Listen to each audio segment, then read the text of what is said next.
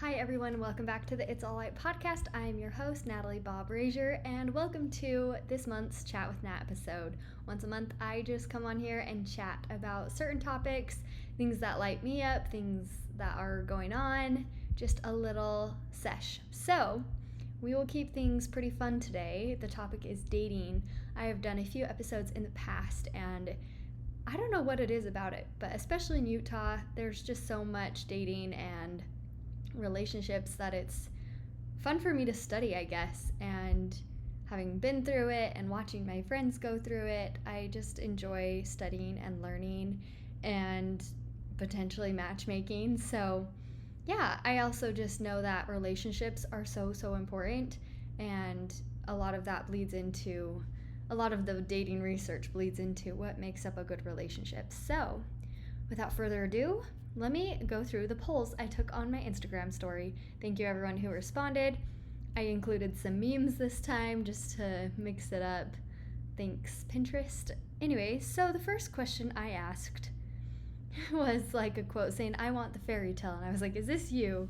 64% said yes, 27% said no. And of course I posted a picture of Mr. Darcy, just seeing who out of my followers think he's their dream man. 35%, 51% said no. And then I asked if people had seen the movie The Materialists, because I want to talk about a few points from that movie. It was really interesting, and I asked if people liked it, and most people commented no, they didn't like it. So interesting.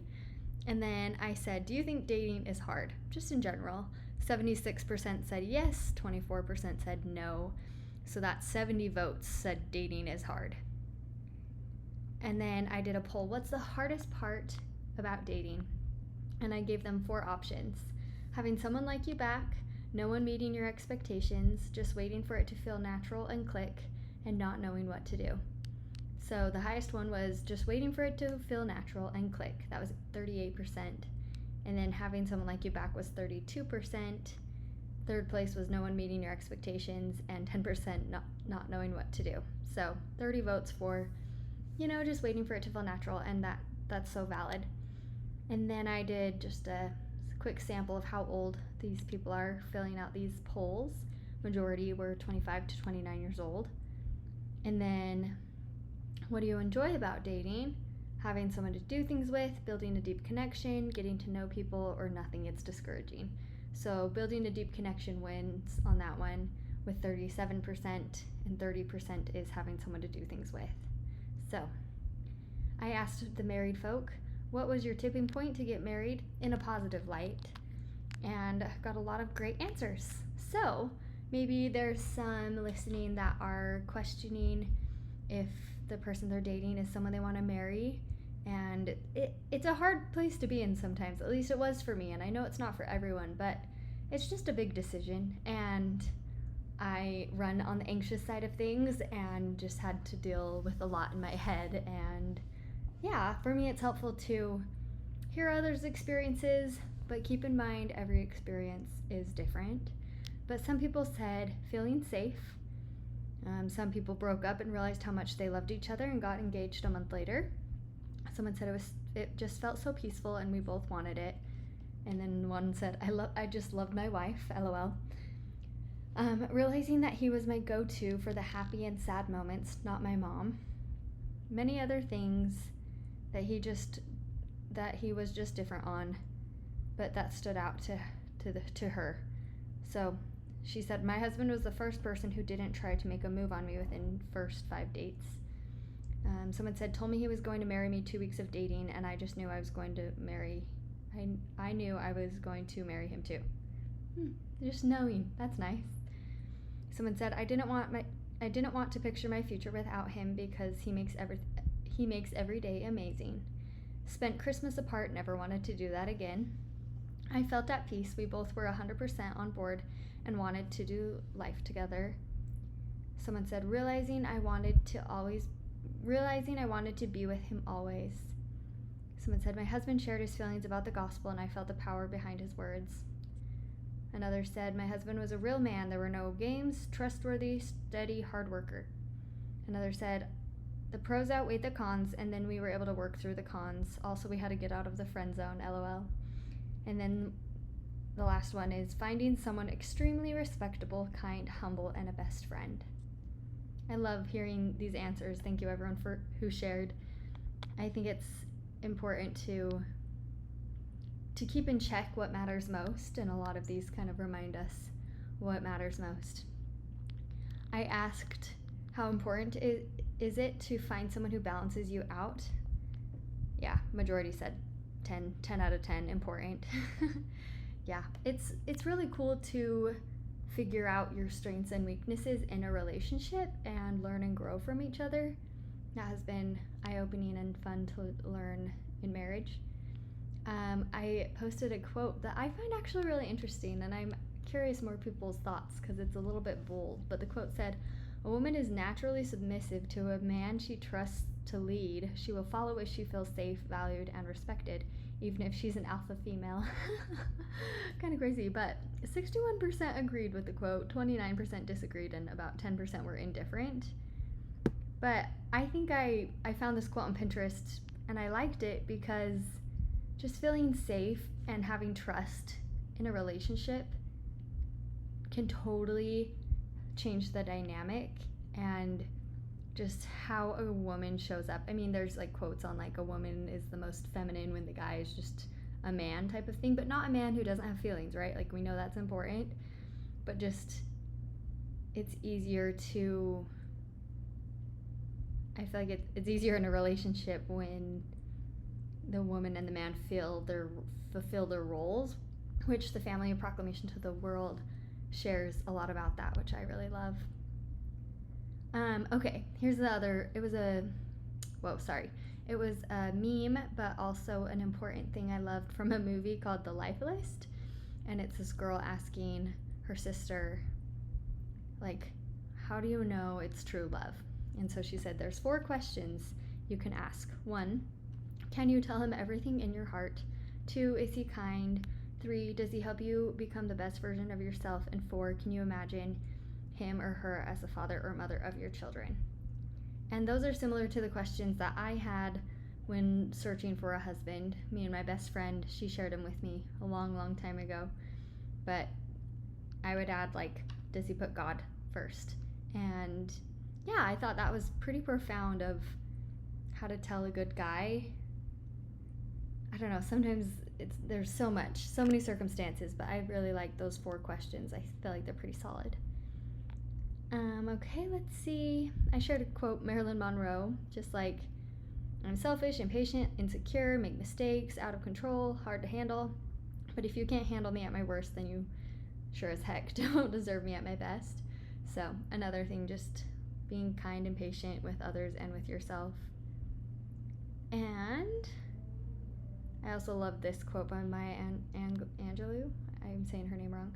A woman's heart should be so hidden in God that a man has to seek him just to find her. I don't know, I just think it's so important to keep God in your marriage and keep God the center of all things. Okay, and the last question I asked was, it's going backwards. What can I research for you for dating? Book recommendations, matchmake and do podcast dates, share more stats, or interview dating coaches, which was the highest with 43%. So I have some lined up. Stay tuned. One is one I've had before, and she's really, really awesome and puts in a lot of great work and has a lot of great clients who have had success with her methods. So I'm excited to interview her again. Okay, that's the gist of my polls. Not the gist, that's the rest of my polls. And I wanted to just revisit 2 books that I've shared on the podcast before that I think are really helpful for people in dating and figuring out how to get married / it really, like the first poll, it really does just take somewhat the right person, right? And waiting for it to feel natural. And even with that, it still will take work. And there's so many great resources out there, but this book is called Marry Him, The Case for Settling for Mr. Good Enough. That one's a good perspective change if you're just so sick of dating and feel like there are no good men out there. It really puts things into perspective and helps you understand yourself better and how you can put your best self forward in dating.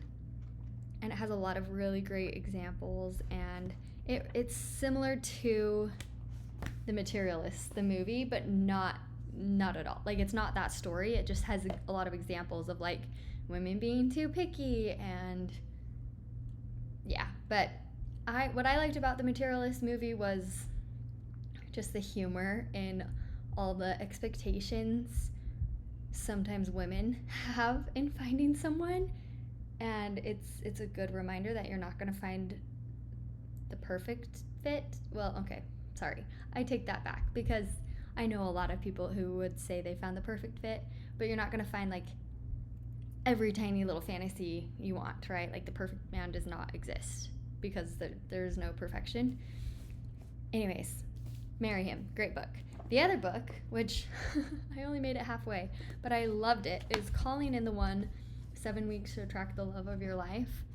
And it is like a little workbook book, and it has so many great examples and stories about like your life, your dating patterns, being responsible, taking care of yourself. The very center of your heart is where life begins, the most beautiful place on the earth, quotes, and it's so good.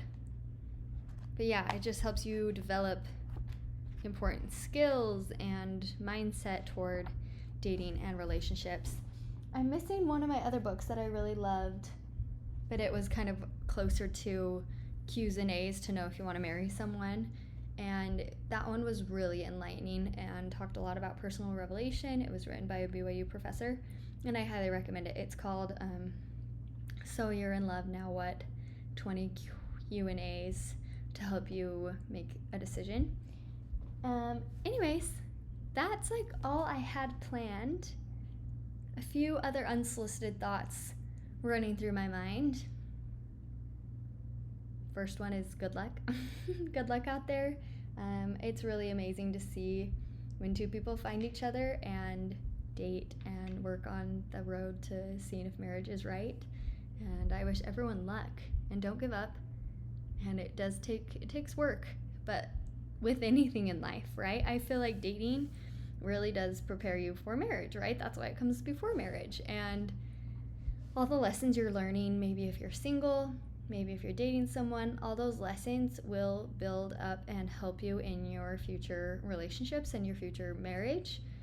I feel like I've learned a lot from people I've dated. I've learned a lot from dating around, and ultimately too, just any relationship in your life, like with your parents, with your siblings, there's just key things in a relationship that really help build connection and a deeper love and deeper relationship with everyone, especially with your spouse.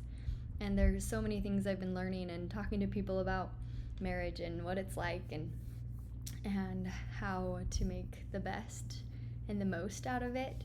And I just think a lot of the lessons I learned in dating really help me now. So keep going, journal. I can't express how much journaling has helped me. And if you don't like writing or you don't have a journal, you could try a video journal, just record your phone or a voice memo or something. And you don't have to if you don't want to. Some people are really good at just thinking things in their minds, but for me, I need something to see it on. But yeah, I'm gonna keep this one pretty short, and I'll come back with some dating coaches that will interview and learn some more about it, because I think the dating coaches out there are just super passionate about having a great relationship and finding that person you want to spend your life with. So I'm really excited to talk more about this. Anyways, it's Pioneer Day, so happy Pioneer Day for those celebrating. And personal update, I'm attempting a sprint triathlon on Saturday in Idaho. So I'll keep you posted on how that goes. But I used to have a tagline on this podcast, so I want to end with that. I think it was spread the light and light the passion. So cheesy. Anyways, it's all light, everybody. Have a great week. Talk to you soon. Bye.